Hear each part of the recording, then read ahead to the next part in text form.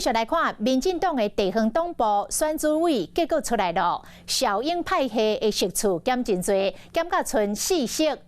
亲这个赖清德的阵营是大幅来成长，摕到10席，这嘛代表民进党内赖清德的时代正式来临。 总统亲信出马落人，唔是干那代表关键的一票尔，是要决定全民进党的未来。前一天地方党部主委改选的结果出炉，正国会势力顶盘，永系为7席减剩4席，等到前偌系，包括先潮流、尹建辉、行政院长邓英泰的民主挂水等等，即便提下11席。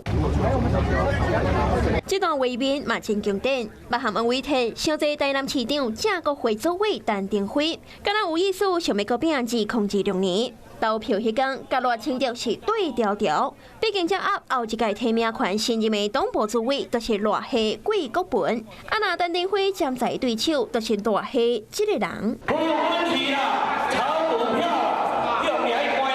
赖清德政治本命区台南市被派上出来选，有唔知。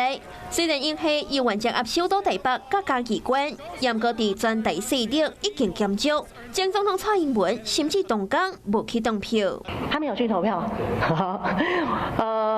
我没有特别关注到之后的地方大选。我想民进党内是不能再分派系的，大家必须要全力的团结。用黑人恐吓嘛是咧暗示，要当跟他对特定的派系较好。 不过，民进党的大本营高雄有意思要参选后一届市长的新系立委柯志杰，支持人选说是服务这个尹建辉。未来主委秉持党务中立原则，期待新主委 加强党员互动，未来将是赖清德脸政的新时代。后一阵是7月全大会当这个选举，赖清德真有可能会改变权力的核心，毕竟上将权上的有危机权。 Hello， 我是林仙怡。想要抢先掌握最及时的新闻资讯吗？赶快订阅、按赞、开启小铃铛，锁定华视新闻 YouTube 频道。